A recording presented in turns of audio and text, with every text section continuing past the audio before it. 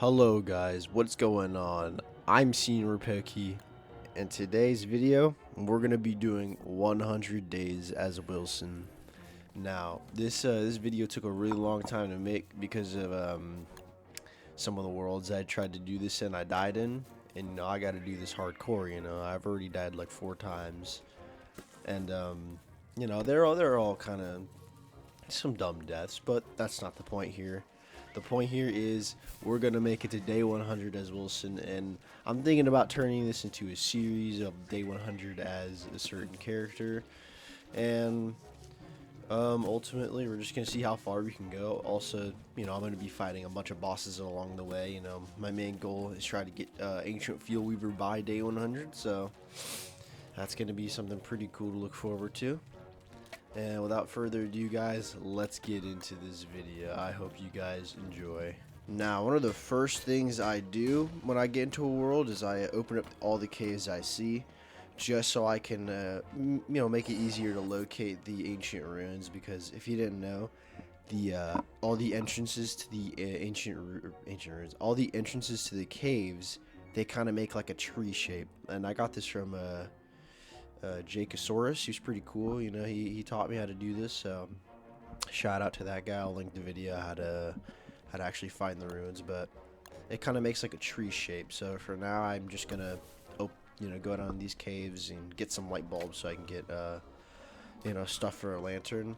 And then the next cave or sinkhole I see, I'll try to open that up. And when I was in this world, I won't even lie with you, I was really upsetty spaghetti because I died and I was kind of far in my other world, but it is what it is. But yeah, one of the first things I do when I get in the world is open up those caves and get some light bulbs and see where the ancient ruins are. Now, another really important step is finding the mosaic biome, because you're going to need a lot of rocks and gold. The good amount of rocks you're going to want is probably like a stack or two, and gold you're probably going to want a stack, and then a little like 5 more, because a lot of the recipes we're going to be using later require a good amount of gold. So make sure you're stocked up on gold. And honestly, I would probably dig up some of the gravestones if you have room, if you have like a backpack and a shovel, because you can give them to the Pig King, because that's where we're going to be going next. We're going to try to find the Pig King and the pig houses. We're going to try find both villages so we can hammer them down and get their supplies, because we're going to use it for our base. So I was actually able to find the pig village relatively quickly because it spawned really close to the portal. And so I'm just going to start, I'm going to build my science station and alchemy engine here, so I could just build all the stuff I get here. Like, I'm going to get pig skin so I can make a football helmet. I'm going to get meat so I can make a ham bat. And I'm also going to make my lantern here. So you kind of want to do all your crafting once you get to the pig village, because you'll have basically all the necessary stuff to actually fight and survive here. So yeah, that's basically what I'm going to be doing here, and then I'm going to follow the road to the the pig village, the Pig King, and then I'm going to hammer all that stuff down and see if I can give him anything that I have that I don't need. So once you've basically got done massacring the whole village, you should basically be set, and you should take your alchemy engine back. And this should be like your kind of your base kit. I just have a football helmet, lantern, and a ham bat, because ham bats are really good for like early to mid game. I'd still say they're pretty good late game, but by late game you should have like some good stuff like a glass cutter and like some dark swords, because those are pretty good. And I actually got really lucky and found a clockwork here, so I can make a fridge relatively quickly once I get my base down.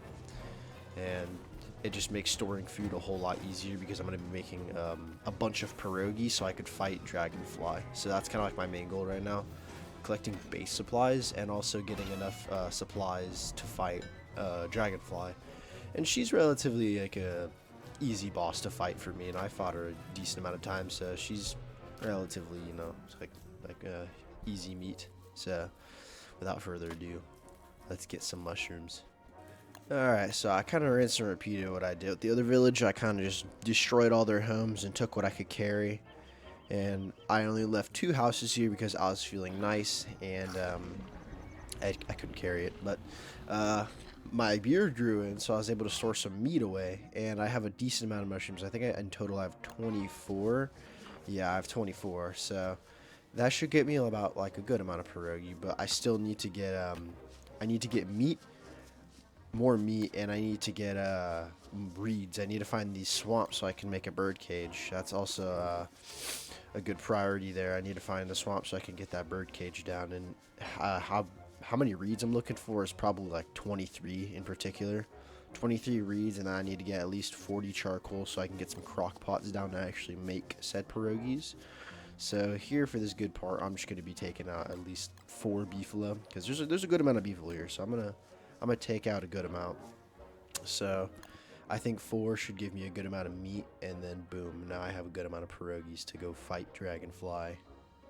Amidst my search of trying to find the Dragonfly biome, I found the oasis, but most importantly, I found this very important cut-off piece of land right here. Now, this will help me later find the lunar biome, but at the time when I was recording this, I didn't know that it pointed me in the direction.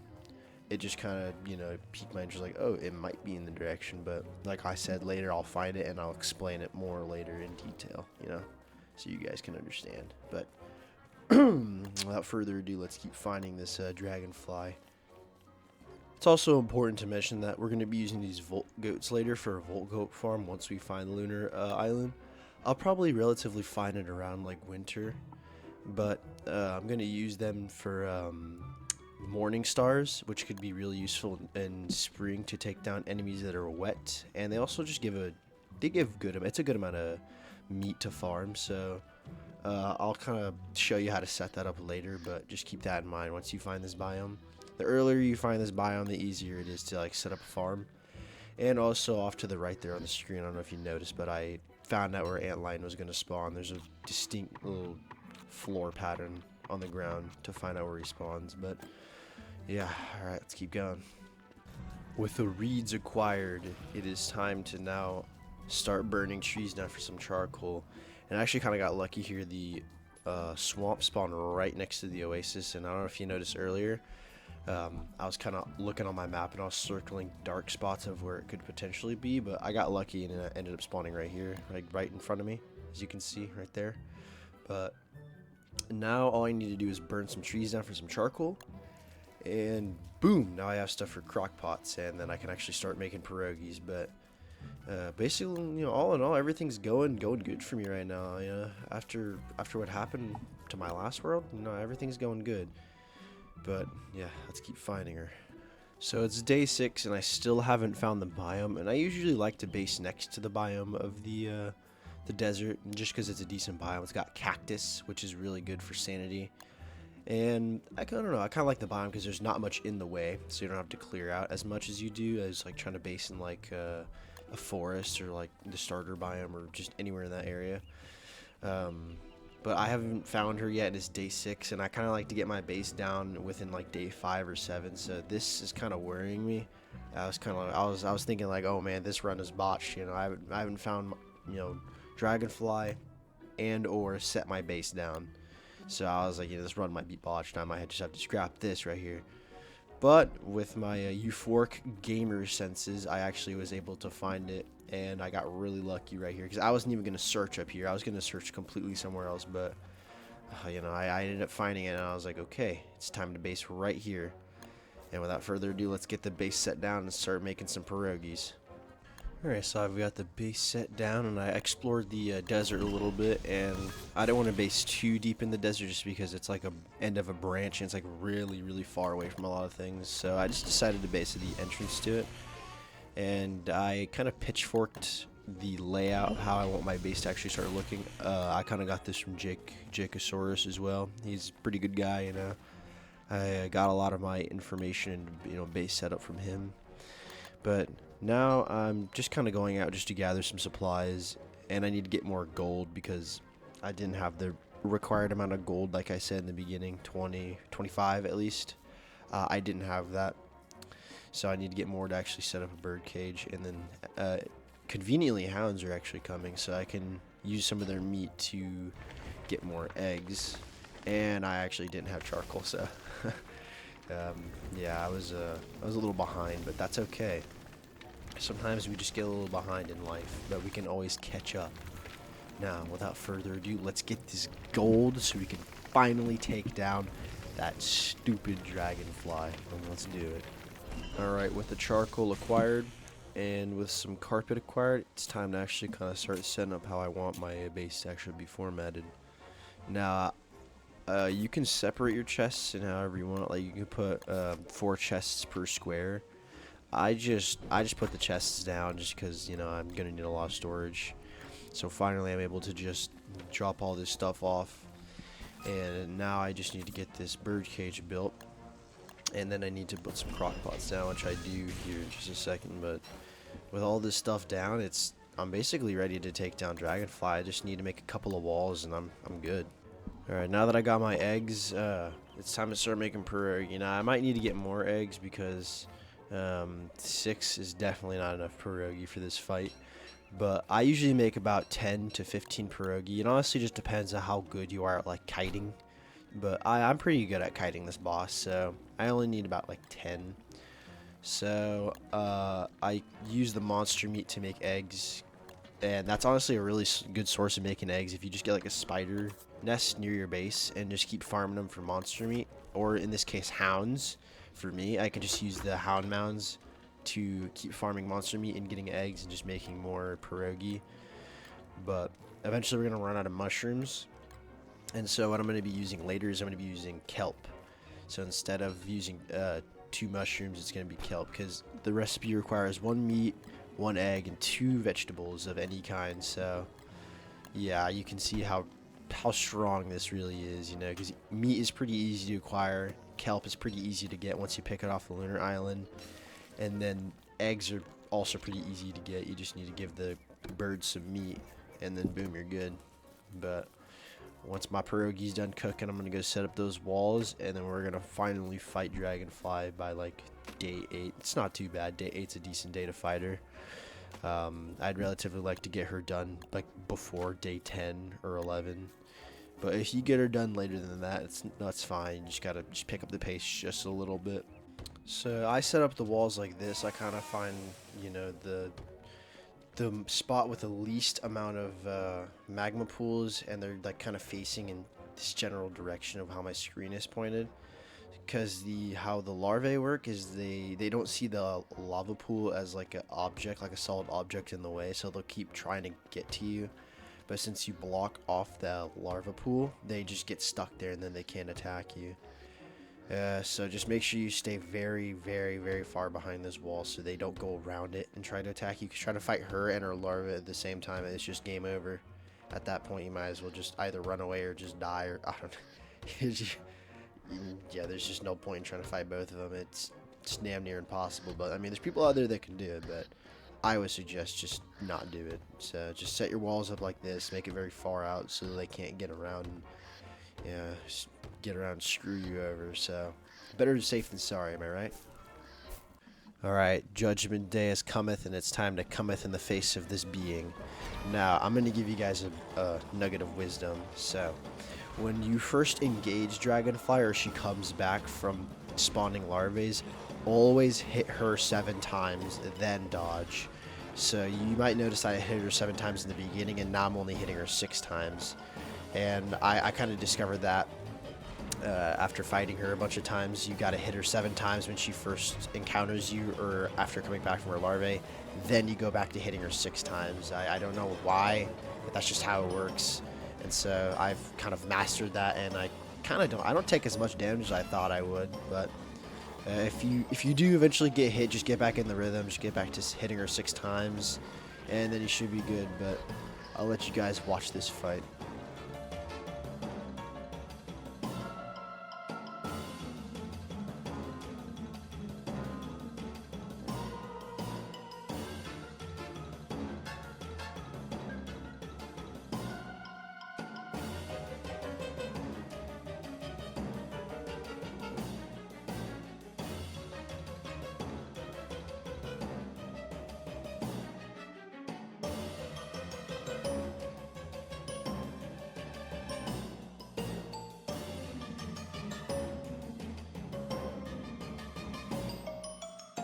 Alright, here's a quick demonstration of when she's coming back for Larvis. I hit 1, 2, 3, 4, 5, 6, 7, dodge, and then I go back to 1, 2, 3, 4, 5, 6, and then dodge. So there you go.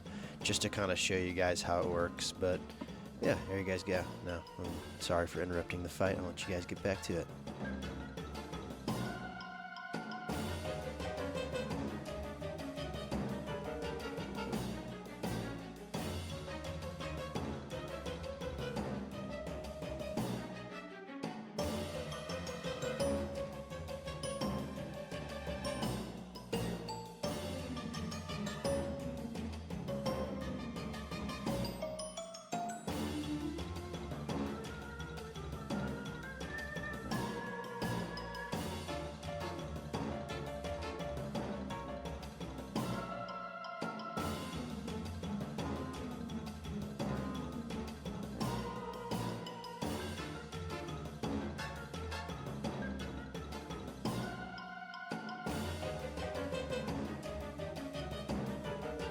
Alright, with Dragonfly finally dead, it's time to collect her gems and then use them for the ruins. That's also the second thing I do once I kill Dragonfly. I immediately go straight for the ruins because I gotta put these gems to use and I gotta basically get all the good gear as quick as I can. Now, the things I craft in the ancient ruins, I basically craft almost everything except just for the Thulecite Club and the Lazy Explorer stuff, or the Lazy gear. But other than that, I get the Magnoluminescence necklace, I get the construction and deconstruction stuff. I get the Thulecite crown. I don't really you get the Thulecite suit just because I like to have a backpack on, or I like to use the Magnoluminescence necklace. But some people are different. Some people like the suit more. I just prefer the crowns more just because they give you invincibility for a couple of seconds. But without further ado, let's get to the ruins. And I'll also explain how to actually find the ancient ruins very quickly with that tree method I was talking about earlier. Alright, now that we've basically depoted everything, you kind of want to put away all like the stuff you won't need for the ruins, like purple gems, red gems, blue gems, all that such and such. And you kind of want to make some more pierogies because we're also going to be fighting the Ancient Guardian while we're down there. He's an easy boss, so you might as well just take him out. And you also want to get that scaled furnace down before winter. That's why I take out Dragonfly as early as I can, just so I have that infinite heat source. And so just get as much healing food as you can, get as much savory food as you can, because it can take some time. Even using the tree method I mentioned, it can take a little bit of time, just because sometimes the world RNG is weird. But just make sure you got a good amount of food, and also you make sure you bring 2 gold pickaxes and a hammer, because we're gonna be basically mining everything we can and hammering everything we can find down there, because we're gonna need as much Thulecite gear we can make. And also make sure you have living logs and nightmare fuel before you go down there, and if you don't, try to kill some of the those little mushroom guys in the lunar mushroom biome down in the caves, and make sure you farm some nightmare fuel in those little fissures down in the caves as well. And I'm gonna quit my gum flapping, and let's get to finding those caves. Alright, so once you've at least opened up like 3 or 4 caves, you can kind of connect them in a way, like picture like so all of the opened up sinkholes, if you connect them with a line, they kind of make like a bent U shape, or like a bent, like half a bent circle, and that is like the top of the tree. And so if you go down that tree, go down the wood of the tree, you'll eventually get to the ruins, and then the ruins are kind of like the roots. And I'll link a video of Jakey explaining this, because it's kind of hard for me to explain, because I don't know, I just kind of apply what I hear. But it's just picture a tree, go down the roots of the tree. You can kind of see like it forms like a tree shape, and I'm kind of using my mouse to like hover where the mush biome, dirt muddy biome might be, and I actually do end up finding it. So here we go, I found it. And at first I was a bit skeptical. I was like, oh, it might be toadstool, and then I see the little light bulb poking out of my map, so then I realized, okay, I basically found the ruins. I just gotta actually find them now. So you just gotta find them. Once you find the muddy biome, you're on the right track of finding the ancient ruins. And there should be like a weird cutoff of the light bulbs. Like there's a bunch of light bulbs in the biome, and then it randomly just cuts off. So that's how you kind of know you're in the actual ruins. And then you'll start seeing lichen, and then there's a bunch of lichen, and then the lichen cuts off, and then boom, you actually hit the actual ruins. So I'm gonna cut to me actually finding the ruins now. And I actually found Toadstool here, but yeah, cut to me finding the ruins. Alrighty, now that we have actually found the ruins, you can see on the map there's that little cutoff there with the light bulbs and lichen. But now I actually gotta find an ancient research station, fix that up, and then go find the ancient guardian, take him out, and then make more Thulecite gear. And since I didn't come down here with any nightmare fuel, I kind of had to start farming some of the fissures. But it was kind of at the end of the nightmare cycle, so I wasn't able to get too much. But gotta go find the ancient science station and then start fixing it up and crafting whatever I can with whatever I have in my inventory. Alright, when you're in searching the ruins, make sure you check every corner, because this area that I just searched, I was going to completely skip over it because it looked like it would have led to a dead end. But just make sure you search every little corner. And now that I found this, I actually was able to find the ancient guardian and the science station. Now I just actually need to show me getting to them. So without further ado, let's get to it. Alright, so when you're in the caves, you kind of want to mine every little statue you see, because they give some good Thulecite. And you want to repair your science station, because every one you find is going to be broken, except for this one set piece science station that always is fixed. But I'm not going to go into detail about it because I never ever researched there. But make sure you have 6 Thulecite pieces to repair the science station, and then make sure you have a good amount of nightmare fuel. Sorry about that. A good amount of nightmare fuel to start crafting stuff. Sorry about that, guys. So when I come down here, I usually craft 1 construction amulet, 2 star-collar staffs, 1 deconstruction staff, 1 magnoluminescence, a couple of crowns, and I don't really make any suits because I don't fight with suits. I always wear like a necklace or something before I fight, like a magnoluminescence. So that's basically which I usually get when I'm down here. And obviously if I don't have enough to make it now, I come back later, like in mid-winter, late winter, early spring. Around that time I come back because I'll probably have ran out of Thulecite gear, so I need to come back down here to get more. But now I'm gonna go find the ancient guardian. And he's relatively easy to fight. You don't need too much health stuff to fight him, because you know, you just gotta make him run into pillars. But yeah, let's go find him. So I eventually find the road that leads to him, and it's pretty obvious because it's just one straight line, and then it leads into the muddy turf, and then it goes into like this weird branch of just chests and spiders, and it can take a lot of time trying to find them if you're not lucky.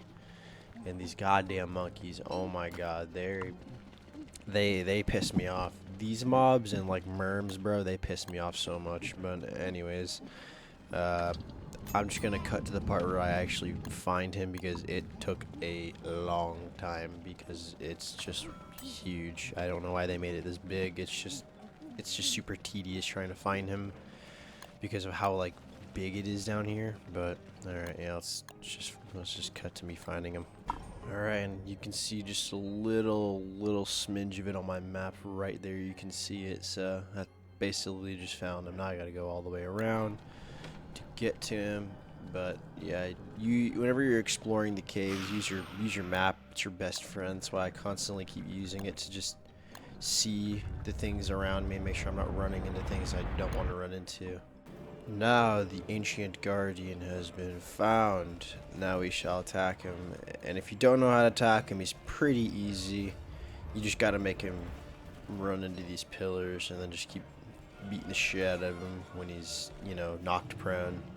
And I need to set up little dwarf stars because the light bulbs eventually run out and then you won't be able to see, and then boom, you're dead because you got killed by the darkness.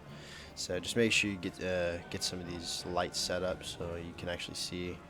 And I'll actually be using the Star Color Staff and the Moon Color Staff a lot through this run because they just have some good light and they provide, you know, heat and coolness for winter and summer. So that's why they're pretty good objects to have.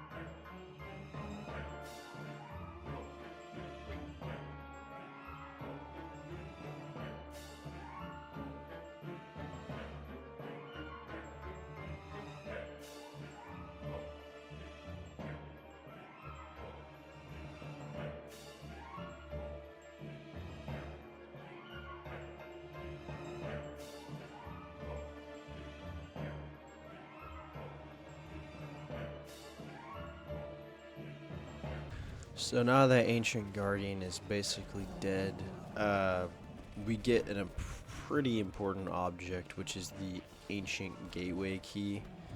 And also, before you loot his chest, just make sure there's no tentacles around there that can kill you. I've died that way, and it's really annoying.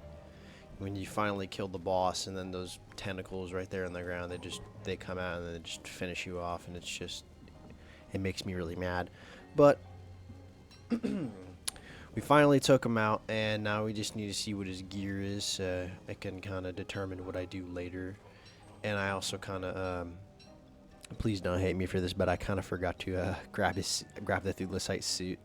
But I don't really use the suits. I mean, it's not too much of a big deal. But we ended up getting another Star Color Staff, which is really good, so I don't have to make another one. I got more. I got another Magnoluminescence necklace, so I kind of swapped that out. Got more Thulecite, and I got the Ancient Gateway Key, which I will be using later. But yeah, this was a good boss fight, guys. I'm really proud of what we did here. You know, that boss fight was kind of getting intense. Yeah, I had to put on some Shakira. You know, that shit was getting serious. Yeah, but finally got that over with, and we're back over here making stuffs. I'm able actually to make some Thulecite crowns, which is very good for boss fights. And I also kind of wanted to point out that my voice might change or fluctuate throughout the video. It's because I kind of just woke up, so you know my voice sounds minus that voice crack. It sounds a bit deep in the beginning, but then it kind of fluctuates out through the rest of the video and kind of stays monotone. I don't know why my voice is like that. It kind of makes me sound like I'm uninterested, but trust me, guys, I'm extremely interested. I'm already on day 18 and I took out 2 bosses. That shows you how locked and interested I am. But yeah, if you're wondering what Shakira song I threw on, that was Hips Don't Lie. It's a pretty good one. So, you know, like I said, that shit got serious. I need to put that on. But I made a decent amount of Thulecite crowns, and I'm ready to go back up to the surface and get some fresh air and take out another boss, which is going to be Klaus. Alrighty, now that we've made it back home, it's time to actually start looking over the Lunar Island before I even fight Klaus, because I'm gonna need to get some kelp, and I'm gonna need to get some of the little star anemones thingy-majigs. They're kind of just like hound tooth traps that just keep automatically resetting. And I'm going to be using that for the Volt Goat farm later to get some horns. And then the kelp I'm going to be using as vegetables for some pierogi. And I'm actually going to show you how I find the Lunar Island with a little strategy. It's a pretty good strategy. I use it all the time when finding the Lunar Island. So basically when you're trying to find the Lunar Island, you kind of want to find two end branches of your map seed, and the end branches can be any biome. It could be the mosaic biome, it could be forest biome, it could be the savanna biome. But I originally thought it was over here because there's these two flat edges of the map that just cut off right here. And if you look closely, I know I don't pause it for very long, or I don't check the map for very long, but there's two little parts of the map that just look like they just cut off, like there was supposed to be something there and they just got cut with a pair of scissors. And so I start going in the general direction, but I ultimately find nothing because I got scammed. And easy way to actually know if you're going in the right direction is that the lunar island has no rocks yet, like you can see right there. It just looks cut off. But then the way to know if you're going in the right direction is there's supposed to be no rocks, but then I ended up finding rocks, and then I knew I got scammed. And then I accidentally found the biome with the really big trees in the water. I don't even know what it's called. I'm an old dog. I don't keep up to date with the game updates, but I should. And then I found Pearl's Island, which is pretty good, which we'll be needing for later, for early summer. But yeah, I ultimately did not find the lunar biome out here. I did find this biome though. Like I said, I don't know what it does, but I do know that there's water spiders that spawn here. But yeah, I don't know what this biome does. I know you can spawn like a really big giant tree at your base with this thing, but I don't know how to do it. So as I was taking a peep at the map, I noticed something. So this part right here I'm standing on in that little forest area, across from me, they make a horseshoe shape, or like a little C shape. And I noticed this when I was in my base, and I was checking out the map, and I was like, wait a minute, I haven't explored down here, and it's really close to my base, so why not explore it? So I was checking it out, and it fit all the categories of how to find this place. It had like a weird cutoff along with the other end biome that was across from this biome, had a weird end cutoff. It made like a weird C shape, like you can see it. And so I was like, okay, the lunar biome has to be over here because, you know, it just fits. And so I'm heading back to my base just to quickly grab something. And then I begin to set sail, and I'm just kind of checking the map, and it just fits, you know, just looking on how it's like shaped. It has to point me in this direction. So I'm kind of rowing there, and then I see some driftwood. You always want to make sure you pick up driftwood because it's really, really good rowing material.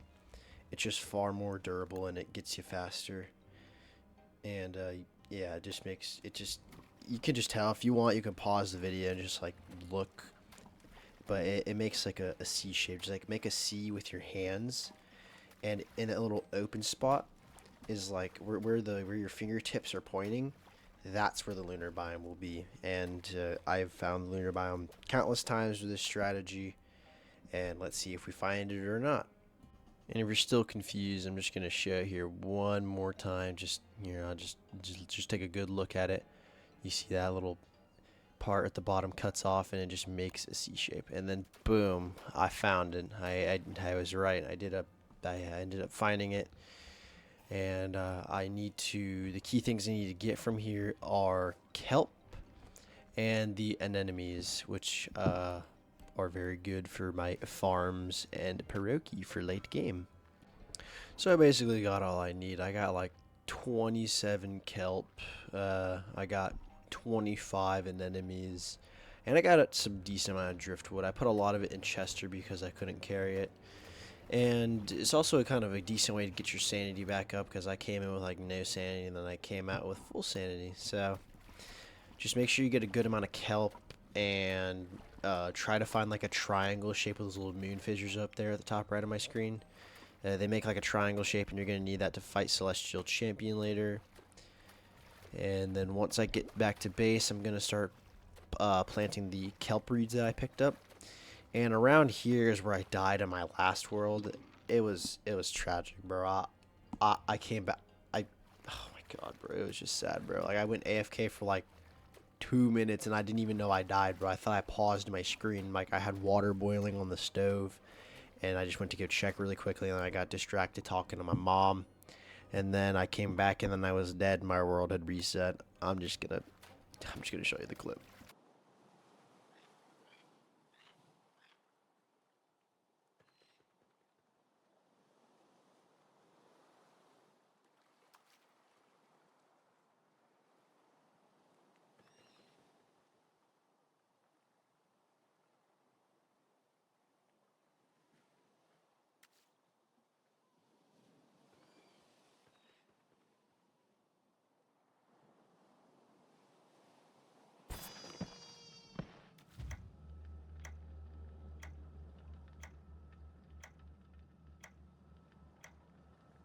So yeah, a very valuable lesson to take away from there is just make sure you pause your game. And I kind of got a little farther in this world than I did in that world, but I was still pretty upset. I beat Klaus, I beat Deerclops, I beat a lot more bosses than I did. But I found Lunar Island earlier, so I mean I'm happy about that. But yeah, just make sure you guys pause your game, please. Don't end up like me. Alright, now that I finally got back to base, I'm going to be planting all of my kelp in a straight line. And so once I've got it all planted down in a straight line, I'm going to use my rowboat to actually push all the kelp into one corner. Because the kelp, it's not stationary, it still has like collisions, you can still run into it and like kind of move it around. So you can like place it all in like one line and then get on your boat and then just start pushing it into like a corner. And then like once it all grows, it's just easier to just harvest. It's all like in one little spot, and then it takes like a couple seconds to harvest, and then boom, now you got yourself like 26 kelp. Now you can make just a bunch of pierogies.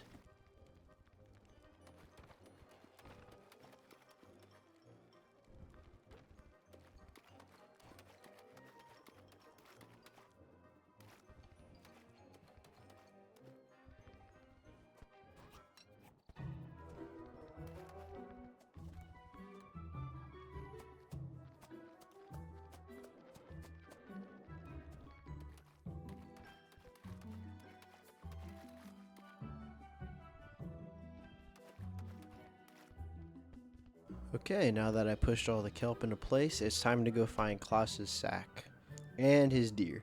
So, a place I tend to look more is the Mosaic biome, just because it tends to spawn him there for more. At least for me, I always find him there. He can spawn in that biome or the birch biome, where the pig king is. You can spawn there, so just check both of those spots. And he should be there, and along with his deer and the sack should spawn in the same area. So I ended up searching the whole Mosaic biome, and I did not end up finding him, which tells me he is in the birch biome. So now I need to turn my focus over to there, but I probably should go get a walking cane before I fight Klaus, which is actually what I ended up doing.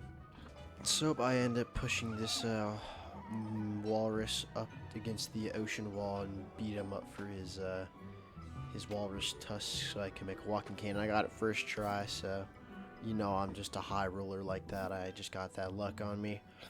And now I need to head back to base to make a walking cane, and I need to continue my search for Klaus. So I ended up finding him. I found his sack. Now I just need to find his deer, and I did not find his deer in the Mosaic biome, so that tells me they're here somewhere. I just got to keep searching for them, and then I eventually find them, and then it's Klaus fighting time. So as I was about to fight Klaus, I looked at my calendar or my clock, and I realized it was day 30. So Deerclops came, and I'm not fighting Deerclops with Klaus nearby. That's just disaster right there. That's just, yeah, no, just don't do that. Whatever you do not use Deerclops to fight Klaus. Very bad idea. I learned my lesson doing that one time. And, yeah, so I end up just having to piece up Deerclops before I fight Klaus, so I'm getting a 2-for-1 special here, and, you know, who doesn't turn down a 2-for-1 special? Because I know I don't.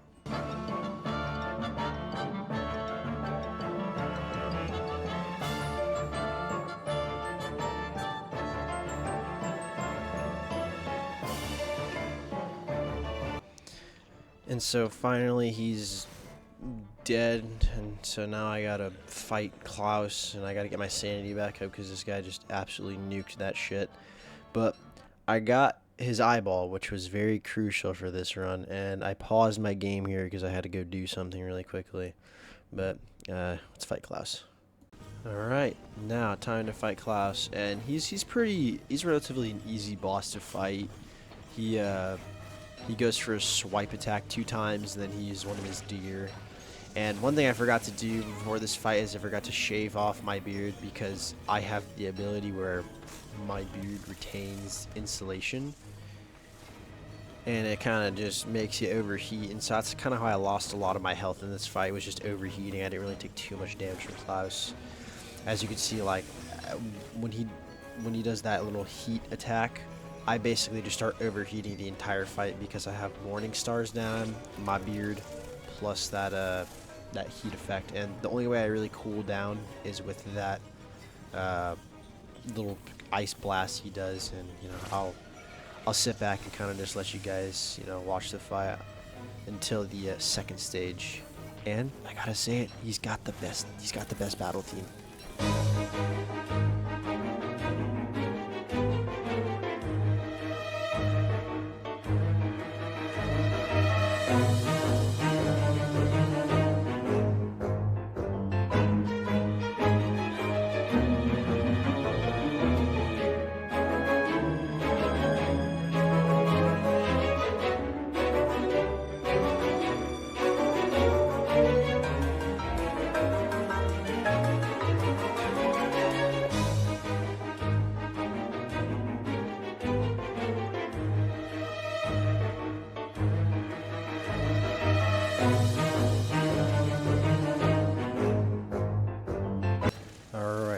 As we enter his second stage, this is where I kind of get pieced up, but his second stage is pretty, it's pretty similar to his first stage, just as an attack.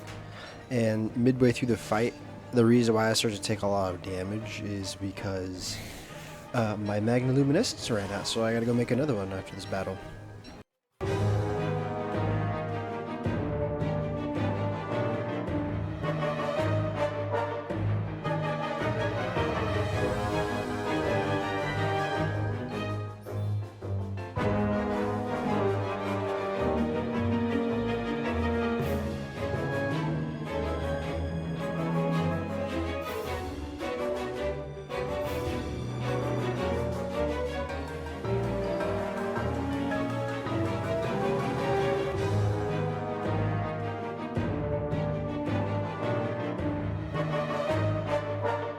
Alright, finally, after getting pieced up, Klaus is finally dead.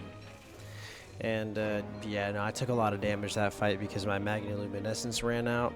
But the most important part is that we can open up his sack. Pause, but that's okay. And it was kind of here, Rick, right now I realized, I was like, oh shit, my Magnoluminescence is gone. Like, I was looking around for it. Like, I was kind of running around and just standing there. I was confused. But yeah, let's see what's in this sack. Alright, boys, let's tear open the sack and we get some shit. And we get, okay, that's not bad right there. That was pretty decent, but the rest of the stuff was pretty shit, I can't lie. I mean, the life-giving amulets are kind of useless because I'm kind of on like a hardcore run. I can't die. And the wax paper's pretty good.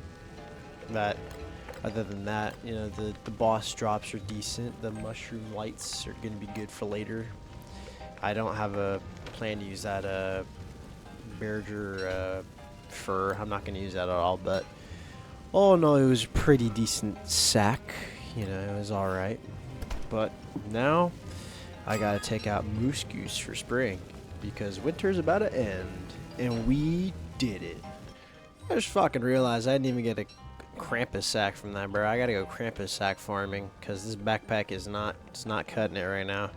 So that's another thing I'm gonna have to make during the spring is a Krampus sack farm. Alrighty, next on the chopping block is we're gonna be taking out the Eye of Terror. Now I don't know if you guys know where that's from, but that's from a very good game called Terraria. If you guys have not played that game, I recommend giving that game a good old play. It's a classic. But I need to kill it for its helmet, because that helmet is pretty good. It's basically just a rechargeable football helmet, and who doesn't want that? I surely want that, so I don't have to keep using my Thulecite crown. So without further ado, I'm about to fist this eyeball.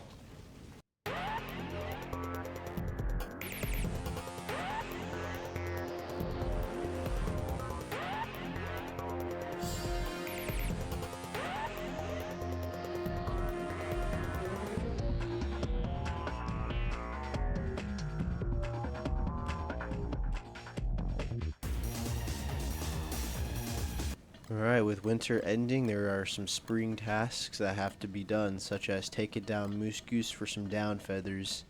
And I'm going to need those down feathers for a luxury fan for summer, and I'm going to need them for the weather pane, so I can hopefully fight Toadstool. And she dropped some pretty good meat too, and I'll kill some of their mooselings, because, you know, they start fucking shit up, and I gotta take them down. But yeah, that's so far looking like the spring plan right now. Alright, let's spawn him back and let's continue that 1v1 against the Eye of Terror. Now, there's actually a alternative version of the Eye of Terror, the Twins of Terror. They're significantly, well, actually I shouldn't say significantly, they're just a little bit harder, but if you actually play the game, you actually play Terraria, the Twins are actually kind of hard to do. Alright, let me stop interrupting.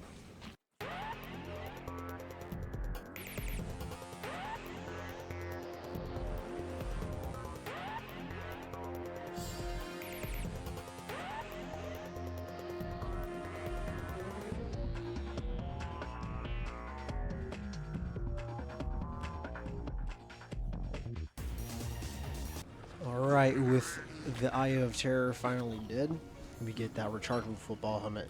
Now, I don't know if you guys noticed mid-battle, but he kept attacking my crawling horror, and so the crawling horror was attacking him, which I've never seen before. I didn't even know that the crawling horrors or shadow creatures can actually attack any other beings if they're from your own, you know, sanity. So that was kind of interesting to watch, but we finally took him down, guys. And we got this sweet ass helmet. I mean, look at this shit. It's just tough. I mean, dude, I just look so sick. After all the hard work we've done, I think we deserve a makeover. I think we deserve to put on a more tough outfit. And originally I was gonna go with the gladiator fit, but I ended up going with the flame fit. It just looks more cool, honestly.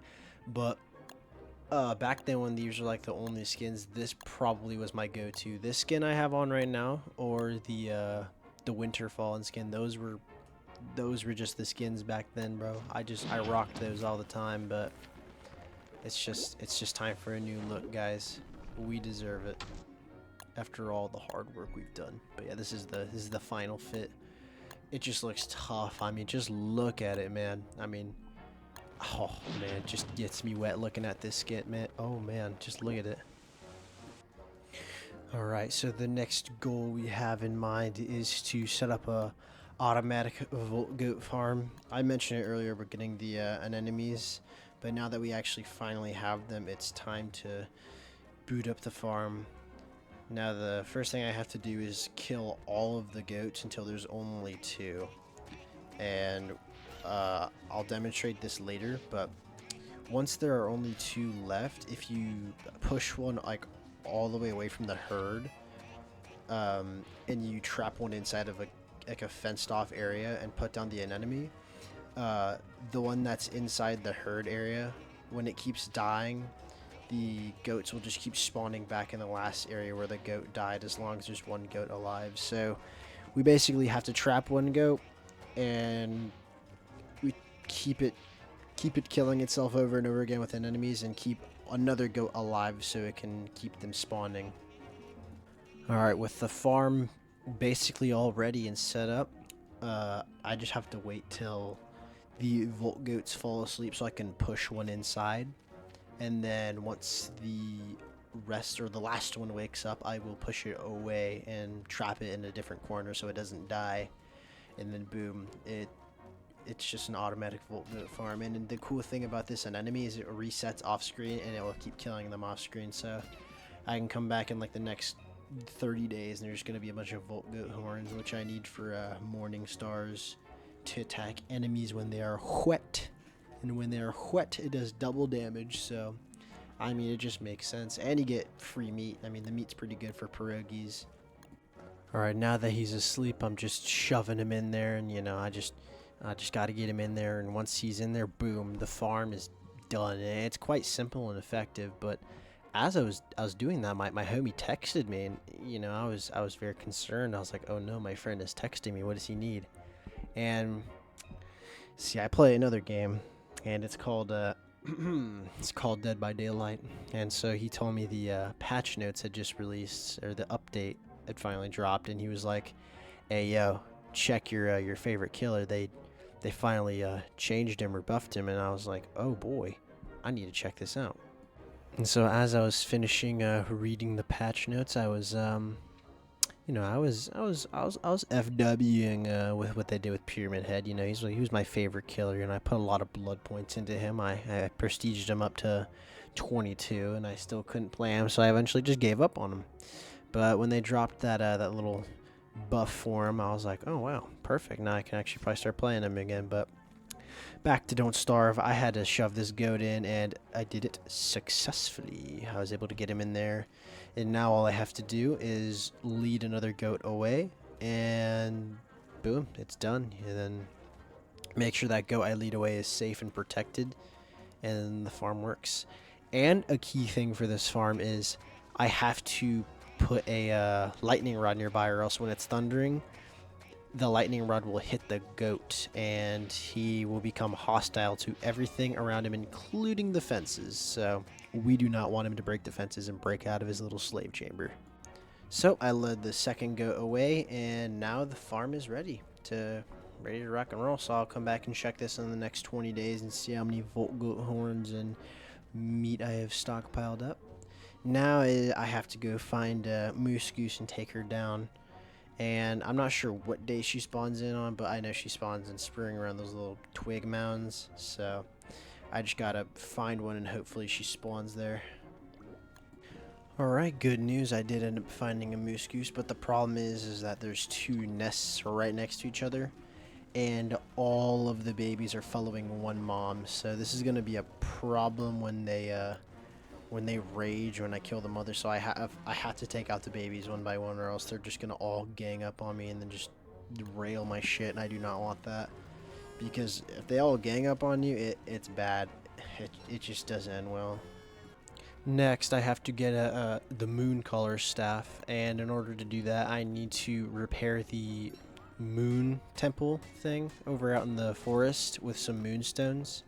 And I needed to get more gold, so while I was out here, I was like, I might as well knock out two birds with one stone and get gold and moonstones. But another problem I noticed is that my little moon orb didn't spawn, where you're able to craft all like the celestial stuff, like where you can change the portal and create the moon idol. It wasn't here, so I was extremely confused. And I was like, okay, if it's not spawning here, then it has to spawn in another mosaic biome. But I just couldn't find that. I just couldn't find it this entire time. I was extremely confused. So this led me to believe that there had to be another mosaic biome or another rocky biome that was just hidden on my map that I couldn't find. Or this moon rock just landed in the corner of the mosaic biome and I just could not find it. It was impossible. Alright, now that I found the little moon template, I need to repair it. And since nobody, now I'm telling you, nobody does it the quote-unquote intended way, or at least I think it's supposed to be the intended way, where you just repair it and just try to fend off hordes of werepigs and hounds. I don't do that, at least, and I don't think it's basically impossible to do. Like, if you try to do this with no walls or without trying to at least cheese it in a little way, you're basically never going to get this thing.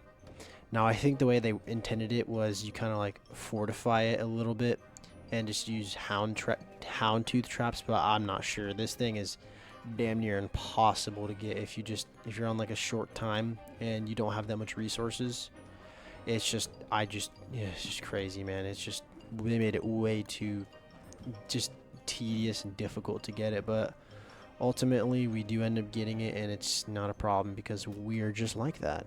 And I also kind of get jump scared with all the spider queens that keep spawning because it's day 45 and I'm now in the render distance of these spider sacks, and they're now transforming, so I got to be careful when I'm wandering around in these forests. And in the meantime, I just decided to start lighting some cheese on fire for some charcoal because I need it for drying racks. And, you know, drying racks give pretty good jerky. I used to be a jerky freak, but now that I found out how it's easier to get pierogi, I kind of just mooch off that now. With all of this yummy charcoal acquired, it is now time to go fight Moose Goose and set up some drying racks.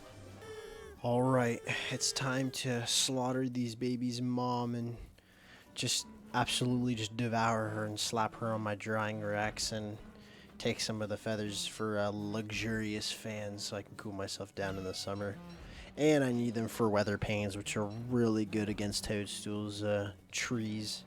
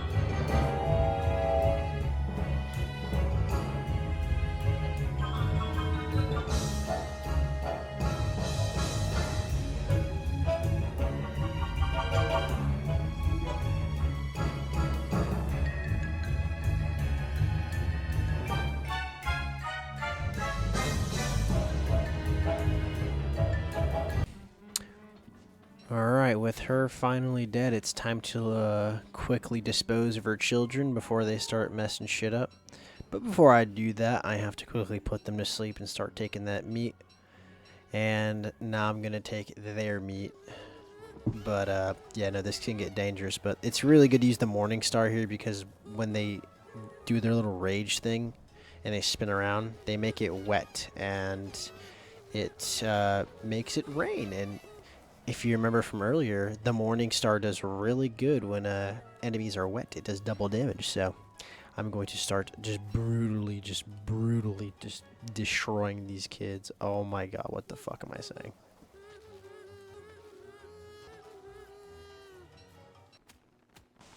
Alright, with most of the children disposed of and drying on my meat racks, it's time to prep for the Mooncaller staff. Now, there are a couple ways you can do it, and Clay has kind of fixed some of the cheesy ways you can do it, so I'm trying my best here to not cheese it and do it a correct way at the same time. So, yeah, it's just tedious to do this, man. It's just, I don't know why they made it this way.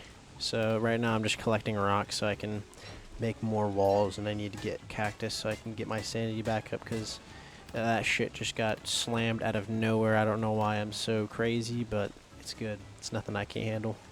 Now that we're back to our beautiful holy site, there must be some renovations done, because I remember that the science machine strategy does not work. And I have to kind of make the wall come out a little longer, and I'm going to use a wardrobe strap. And it somewhat works, but, you know, you guys just got to see it for yourselves.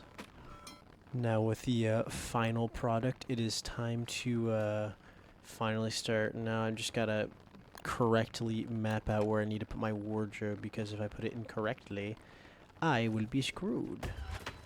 And there you go. And what should happen is they should get stuck on the wardrobe. They'll just be constantly like chasing the wardrobe. And hope this works, because if this doesn't, I'm just gonna cry. Okay, it's time. Now I kind of gotta get in there, because they might start fucking shit up just like that wolf, and it just did not work. So I was just just sad. I was like, this shit's not gonna work. I'm cooked. I'm never getting the moon color staff. But they were kind of getting stuck there. And better yet, the spiders actually attacked the werepig. So I got some unexpected backup from these spiders, and I just kind of kept smacking away with my my morning star, which did triple damage. You know, this shit was tight, and just like that, I was able to hold off the moon color staff. Do you see this shit? Like, how do you expect to, like, how does Clay expect you to do this shit with this many hounds and werepigs? The only reason why I got that was because of those spiders, and mainly because of that mandrake I ate. I needed to eat it. I know it was tragic to watch, but I had to eat it. If I didn't, this moon collar staff would have been bye-bye, and I would have not gotten it. So I had to hurry up and get that moon collar staff and get the hell out of there before these spiders rocked my shit. Now that I got that moon collar staff, the next thing on the agenda was to take down Bee Queen, but I was met with an unexpected surprise of leftovers I had left behind, so I kind of had to take them out. But then there was hounds. I thought I could just run away without that one seeing me when I was eating the berries, but nope, that one just came right back. So, on to the slaughtering.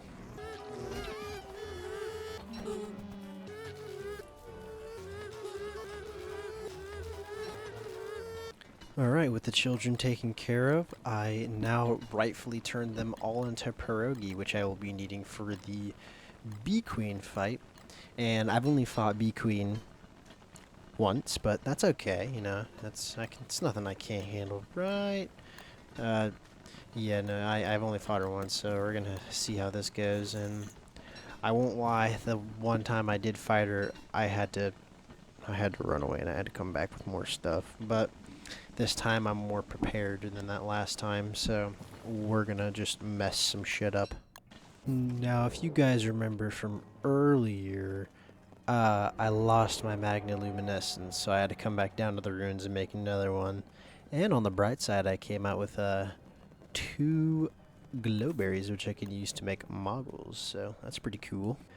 Alrighty, now that I have starting to farm some silk. I should have done this in the beginning of the game, but I just didn't get to it and I had no time. My least favorite season has now popped up. I fucking hate summer. This is like the worst season in the game, just because you fucking overheat on anything, bro. You stand out in the sun for a couple seconds, you overheat. You're next to a mob, you overheat. You do nothing, you still overheat. And so I hate this goddamn season, but I'm out here farming some silk because I need them for bee hats, because I realized it requires 8 silk, and that is a lot of silk. And look at that. I come out from the tree, and I'm immediately about to start overheating. Like, this is just fucking stupid. But nonetheless, everything in this game just tries to kill you, so it's whatever. So I just go back to just farming my silk. Alrighty, now that I have gotten all the required amount of silk, it is time to flee back to HQ and start making some pierogies and set up for this hoe. Alrighty, look at the kit. We are basically ready now. I just gotta cook up all this pierogi, and now it's suggested that you have at least 30, but you know, with my tight situation, I was only able to have 29, but we're gonna see if one pierogi makes a difference. One pierogi is 40 HP, which is a pretty big difference in my opinion. I'd take 40 HP. I mean, that shit's juicy, but alright, let's get to it. Alrighty, now that we're here, it's time to start fighting Bee Queen. Now, if you've never seen Bee Queen or fought her before, she has 4 stages and they're all annoying as shit, but what you gotta do for this first stage is you gotta take out all her bees except for one, because if you kill all the bees, she'll just spawn more. So this first stage, you kinda gotta take out all the bees and then just start tanking all of her hits. So let's just show that.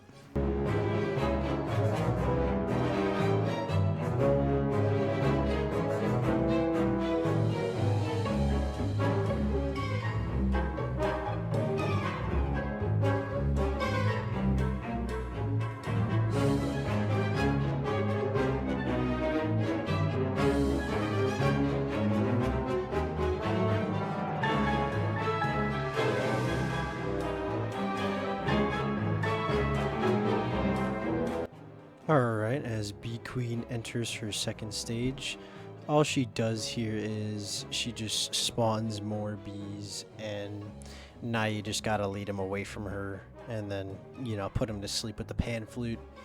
And then once they're asleep, you just start smacking Bee Queen, and it's much more preferable if you put the bees to sleep rather than her, so you just get a few extra hits in, but it doesn't matter too much. But I mean, I try to do that. I try to put the bees to sleep without putting her to sleep, but it kind of just doesn't work because they're always so close to each other.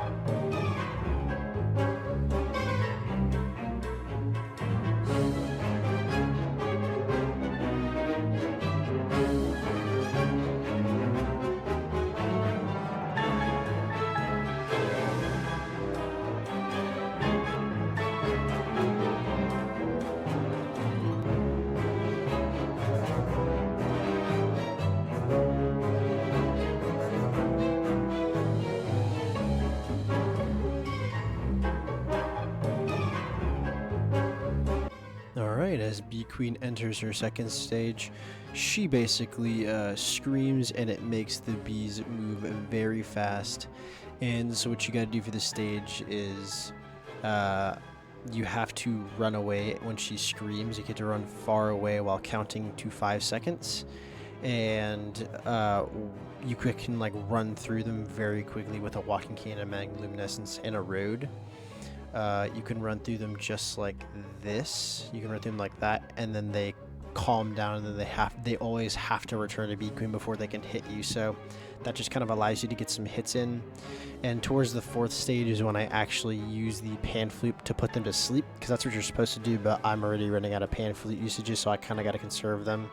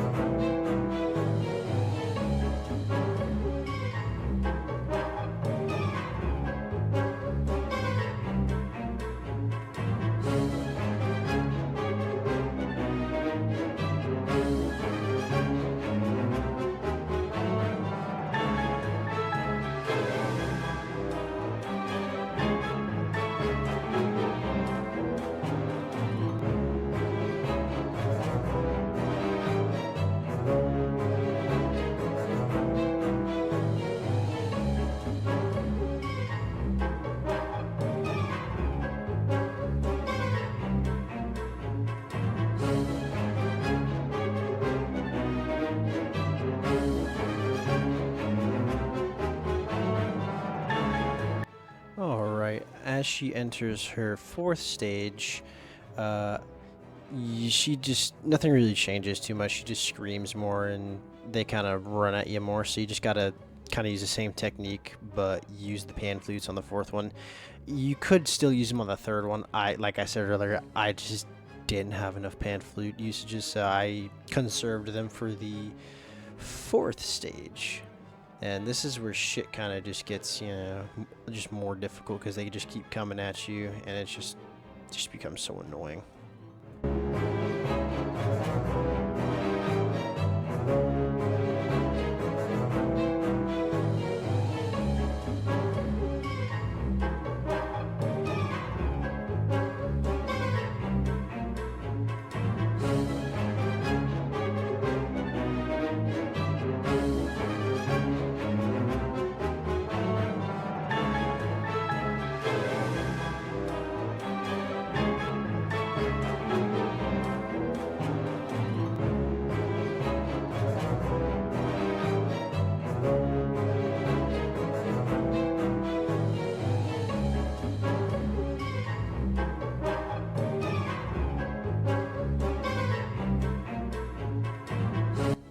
Now, amidst this great battle, I noticed that I had ran out of pierogies.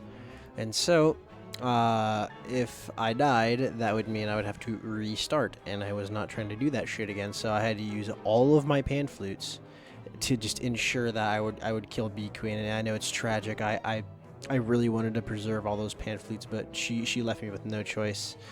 And man, I just got quadruple fisted, dude. I didn't expect there to be so many fists, but I mean, I just came in the battle with a bigger fist and took her out and her little bees. So we eventually won, but Jesus Christ, man, this battle was just, it's hard, man. Maybe not for some, but for me, dude, it's just really hard because I don't fight Bee Queen very often. Like I said earlier, I only have fought her like once or twice. So I think this is like my second or third time fighting her, and it was hard, man. It was just so hard. Alright, now this battle left me really broken because I had nothing, bro. My backpack got burned in the fight. I lost all of my twigs and grass, so had to get all that back. But now I need to just start prepping all the stuff for Pearl so I can get Pearl's Pearl. I know, what a tongue twister right there. But I needed to get Pearl's Pearl to fight Crab King, and if I did not get the necessary ingredients in Summer, I was not going to be able to fight her at all, because Summer doesn't come until like day 145, and I'm only going to 100 days. So if I miss this chance, then I won't be able to fight Crab King, which means I will not be able to fight Celestial Champion. And as I was, gathering the supplies, I was gathering the berry bushes, I basically had everything. I had the little flower salad and everything, and the day just turned into autumn, and I was like, uh-oh.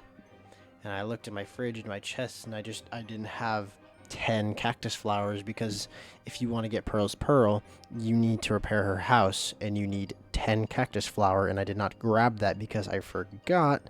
I only grabbed the cactus fruit salad, and so I was sitting there like, god damn, I really just missed my chance to fight Crab King. And I love fighting Crab King. He's really fun to fight after the even after the little change they did to him. He's a little ocean creature that's, you just gotta start smacking him with your sword and prevent him from healing himself, and boom, you're good. You get the Celestial Champion stuffs to fight Celestial Champion. But I was just in shock. I was just like, man, I can't believe I just missed that. Now I can't even fight. Man, I was just so sad. So I was, I was thinking about what boss could I fight next, and then the shadow pieces popped up in my eye. I was like, oh, I could fight the shadow piece bosses. It's no biggie. I fought them once, and they're really easy. And actually, funny enough, as I was playing at this time, an update dropped which changed electricity damage, and they increased the amount of meat you can store on a drying rack. So that was pretty interesting. I was drying stuff, and then all of a sudden I saw the menu where you can have 3, and I was like, oh yeah, they finally added this in the game.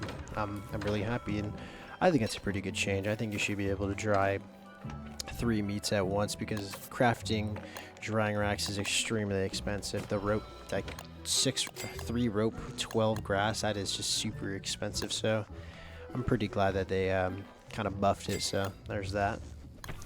And as I was trying to find, I already found the shadow pieces spawn piece or set piece.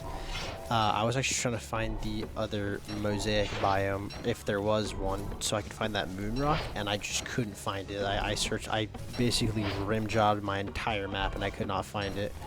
But I did find a tree guard, and I did need to kill it for some living logs, because I needed to make some more shadow swords, because this Hambat was kind of getting outdated, and I needed something with just more, punch to it. So I ended up killing this thing, and I did not end up finding my moon rock, which makes me believe that it had to be somewhere inside of the mosaic biome. I must have just been blind as shit.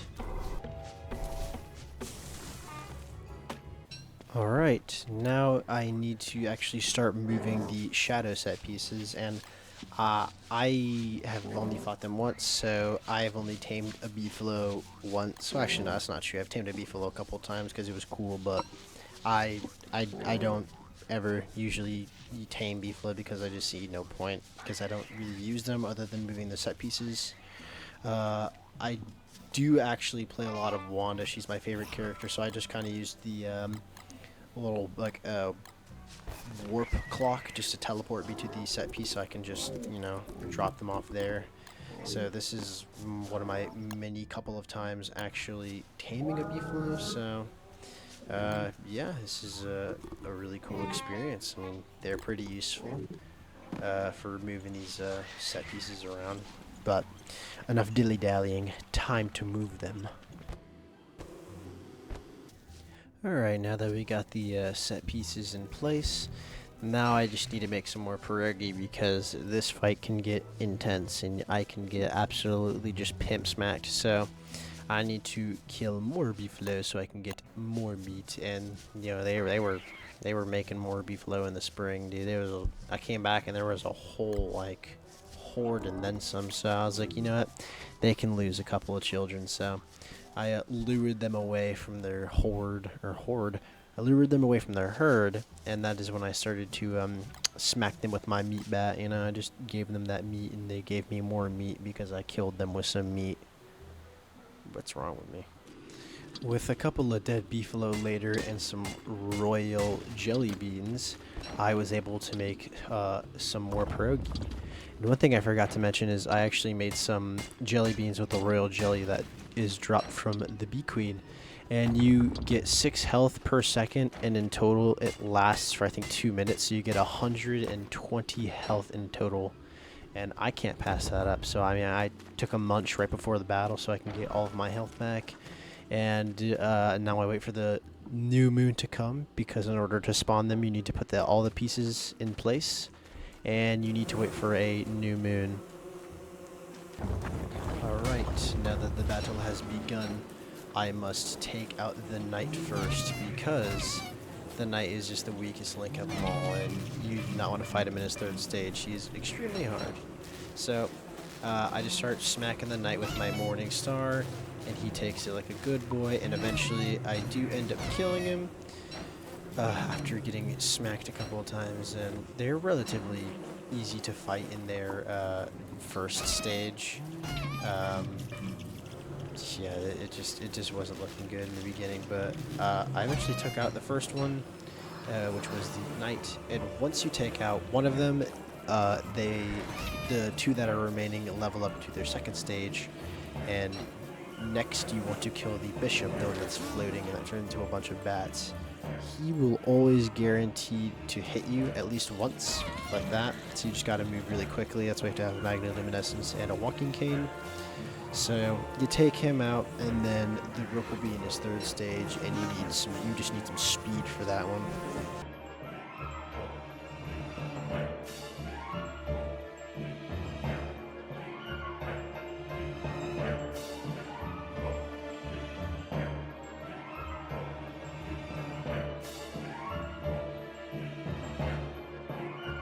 Now, as I kill the bishop, the rook levels up to the 3rd stage, and this motherfucker, he will hit you if you do not have enough speed. So I didn't have any built roads, so I had to use this little road right here that was conveniently placed just for me. So you kind of gotta just one in one direction and keep going in that direction until he spawns back in, and don't get hit like I just did, because he does a lot of damage.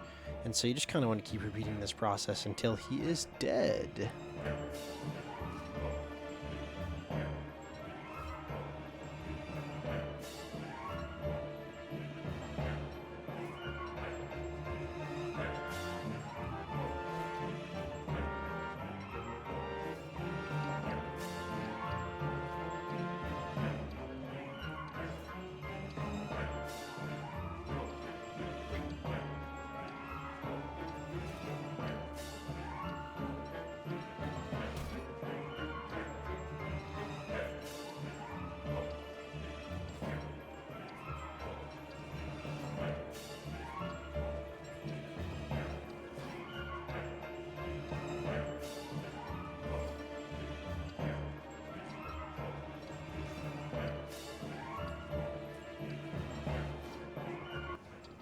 Finally, after the long, dreadful battle, the Shadow Rook is now dead.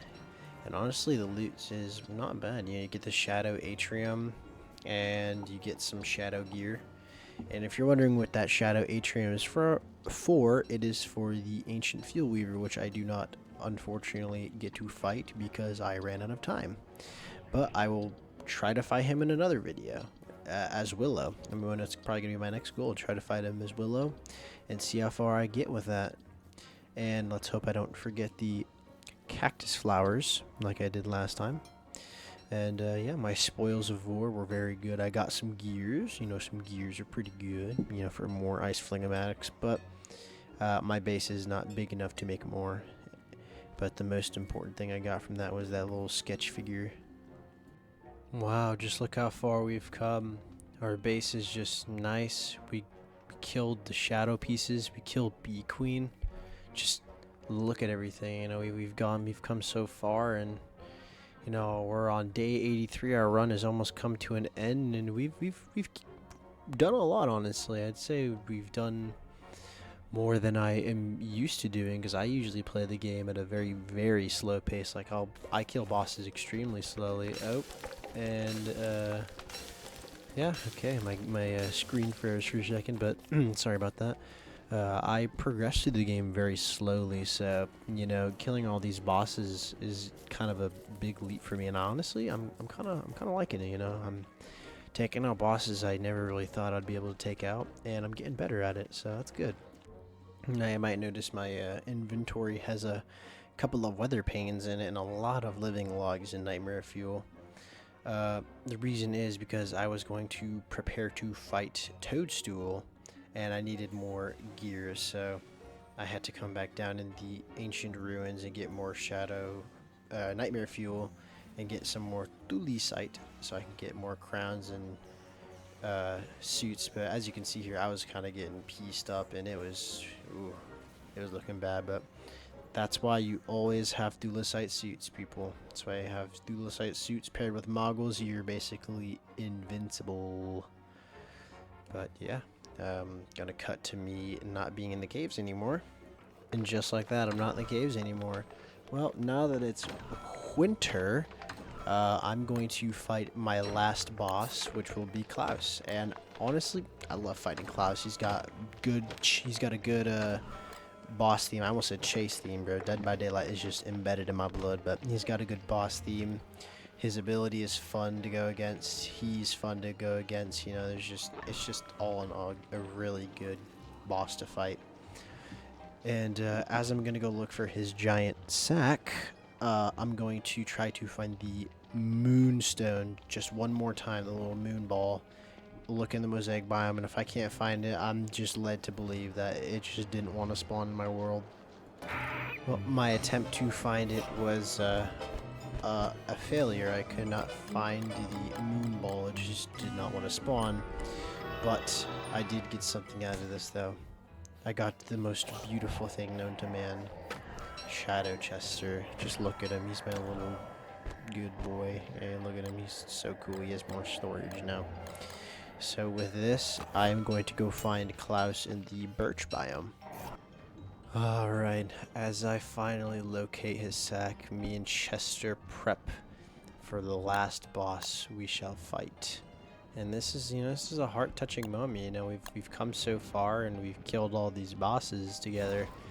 And I know in the future we're going to be able to kill more, because we're only getting better from here, And here I finally locate his giant sack, and I start preparing. I put down the dwarf stars, and I actually brought a razor this time so I could shave my face. I don't overheat, because I learned from my lesson, but I kind of do it a little bit late.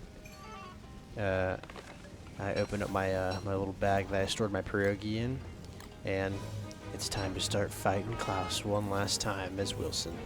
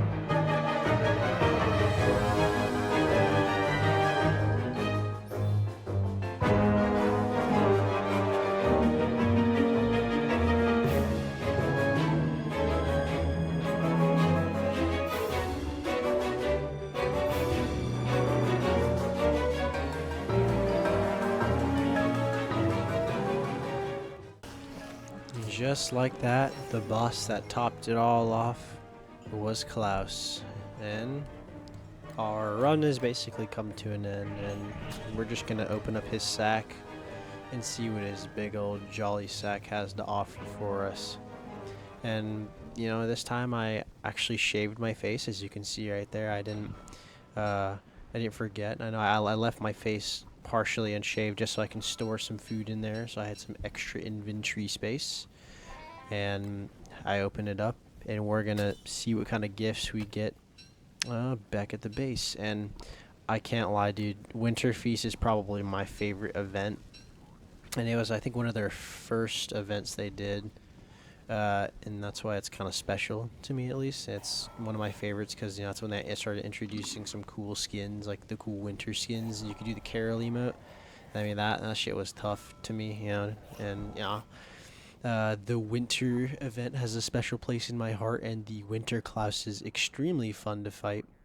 And building the Christmas tree and sleeping under it and getting presents is so cool because the presents actually give you really good stuff, bro. And it's just, once that time rolls around, bro, you just get blessed with the most greatest gear known to mankind. Now that I think about it, I think it was the Halloween event that actually came first. But you know, regardless, it was really fun. You know, those two events are probably my favorite. Yeah. But other than that, let's get to the unwrapping. Yeah. So first thing we get, some shit. Next thing we get is some shit. And next thing we get is also some shit. But to top it all off, we get some decent shit. I guess it's all right. You know, I kind of got stuff. I got the lazy deserter. I'm not going to use that in my solo runs, bro. The fact that they gave me that is just insulting. I would have accepted a half-used spear, and that would have been less insulting to me. But it's whatever, you know. I'm happy that we survived to 94 days. Now, before we leave this world behind, I have to create and memorize all of the bosses we have fought in the past, going in the order that I think we went off of. You know, first we took out Dragonfly, then we took out Ancient Guardian, Klaus, Deerclops, so on and so forth. And we took out, I want to say, about, I think, 7 bosses. You know, I mean, that's not bad. I mean, for me at least, within the time span that I did, I definitely could have taken out more. But, you know, I'm just proud that I took out the bosses I never thought I could, like Bee Queen. I never thought I'd be able to take her down because she's just so hard for me to fight. Dragonfly, I never thought I'd be able to take down Dragonfly, but I actually smoked her this run. Like, I basically took almost no damage fighting her. And now I can easily fight her. It's a piece of cake. And those are really only the 2 bosses that really stressed me out. But other than that, I smoked Dragonfly, and I still have a little bit of lessons to learn about Bee Queen. So I mean, I'm getting better, which is the most important part. But we have now crafted all of the bosses we have fought minus the Eye of Terror. I kind of forgot to put on that one in here, but still, this is a beauty just to look at of how much we've accomplished over the span of 95 days.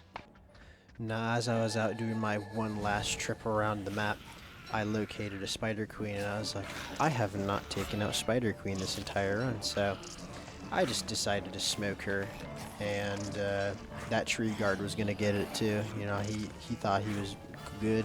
Nah. But then I was gonna get the 2-for-1 special with this these Spider Queens. They're about to start tag teaming me, and I was not up for that. And what's really funny is that fire that got started there by my Dwarf Star actually got that second Spider Queen killed because I just got her into an insane stun lock, and I'm about to show you what I mean. So after I took out this Spider Queen, that Spider Queen just kind of got stuck. I had no idea what kind of fence she was on, but she was doing like some sort of fence walk. And I took that chance just to take her out, and just like that, she got stun locked.